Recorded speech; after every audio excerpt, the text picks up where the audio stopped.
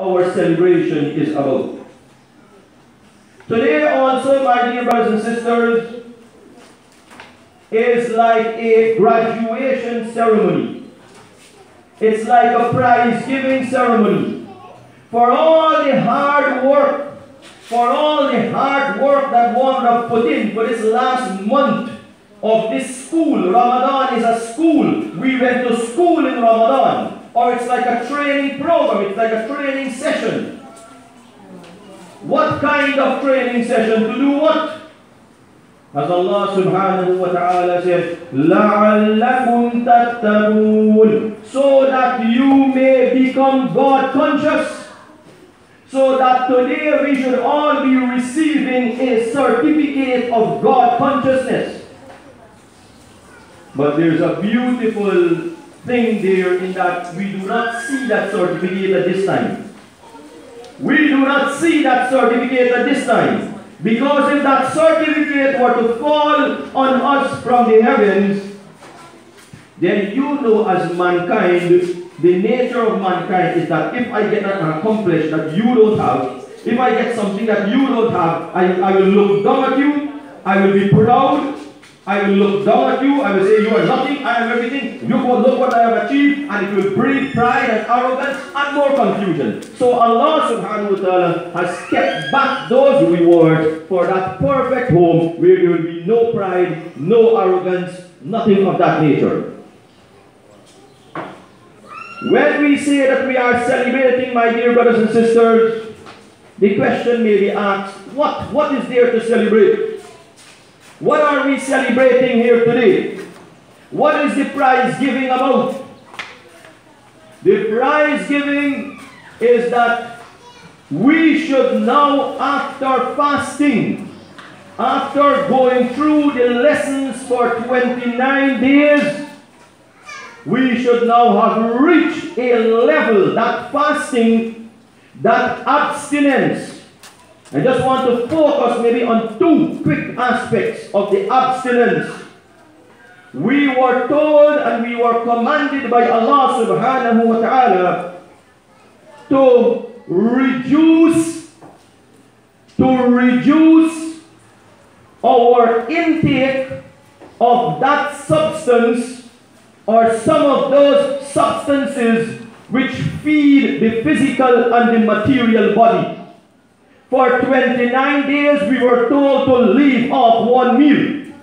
Basically, I'm just summarizing. We were commanded by Allah subhanahu wa ta'ala to leave off one meal. What is that meal about? Just to leave it off to be hungry? No. It has deeper meanings, deeper significance. We were told to leave off a part of the dunya, to leave off something of this world. Because food is something of this world. Food is that which nourishes this physical body.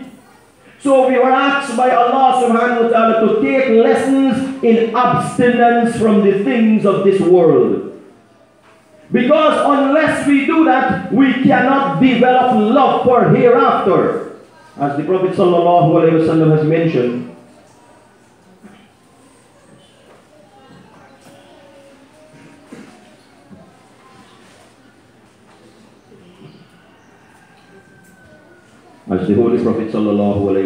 mentioned, the heart of the human being cannot hold love for this world and love for the hereafter at the same time. Our heart is too small. Reminds me of something that one of the brothers, we invited him to the masjid. And he said, you know what, I have the masjid in my heart. Somebody told him, you must have a very big heart to hold the masjid inside. My dear brothers and sisters, the heart of the human being cannot take more than a certain amount. Hubbud dunya, love of this world and love of the hereafter cannot come together. And this month of Ramadan was intended to train us, to decrease our attachment to the things of the world. Just like we were told to decrease our attachment to that food, leave off that middle meal, leave off that meal, decrease your intake of all the substances which nourish the material things of the world. That is the lesson or the concept or the deeper significance of leaving off that meal. So the lesson of Ramadan is that we should now be receiving a certificate of abstinence. A certificate of abstinence from the world, and we were instructed by Allah subhanahu wa ta'ala to increase. While we were told to decrease on that one hand, we were told to increase in activities that make our hereafter better. The extra ibadah, the extra salah, recitation of Quran, tahajjud, qiyamul layl, the search for Laylatul Qadr. What does salah give you in the dunya? Salah does not really give you anything in the dunya. Salah is intended to be your keys for eternal happiness. So Allah subhanahu wa ta'ala wanted to put some strain on us in this physical world in order to grant us happiness in that permanent everlasting dunya. These are some of the concepts that we should be celebrating here today. We were looking, we were observing, and it is clearly observable that today as well is a day of beautification.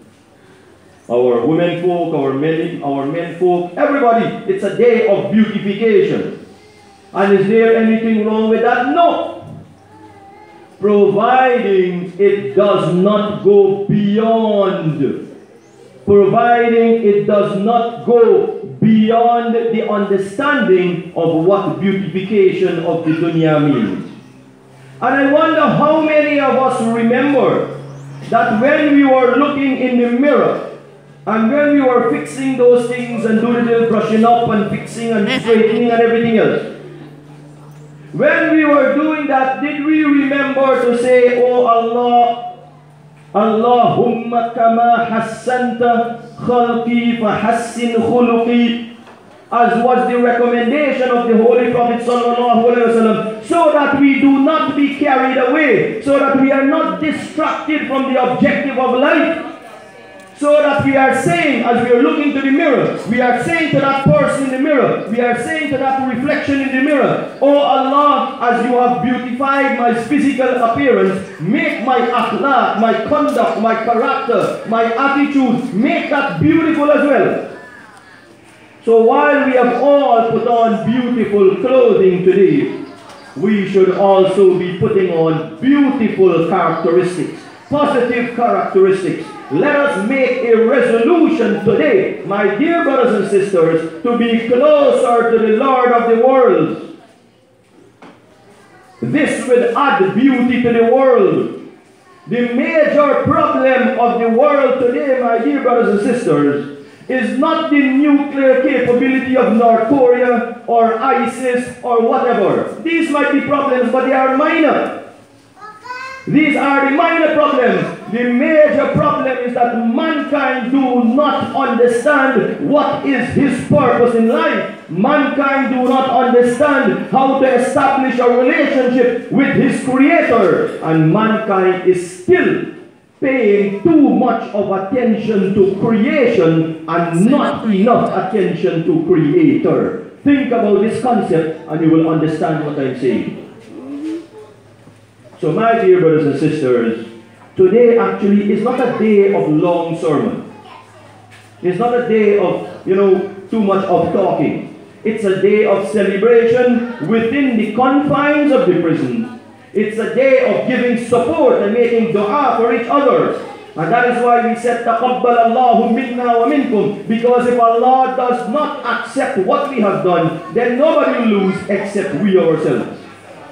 My dear brothers and sisters, this deen which Allah subhanahu wa ta'ala has prescribed, this system of Islam, this system of submission which Allah has prescribed from the beginning, as Allah subhanahu wa ta'ala said, "Inna ad-deena 'inda Allahi al-Islam," that verily religion with Allah is submission.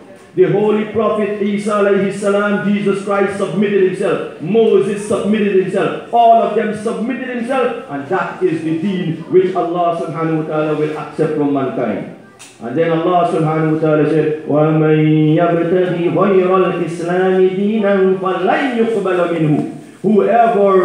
Whoever desires or adopts a deen, a way, other than the way of Islam, other than the way of submission to your Creator, it will never ever be accepted from him, and in the hereafter you will be among the losers.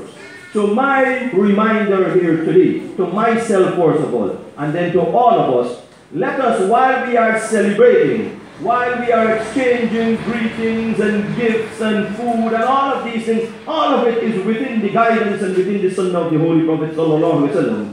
But all of that must be built upon a foundation. What is that foundation? Obedience to the Lord of the world. What is that foundation? Hubbul akhirah. Love of the hereafter. Preference of the hereafter over everything of the world.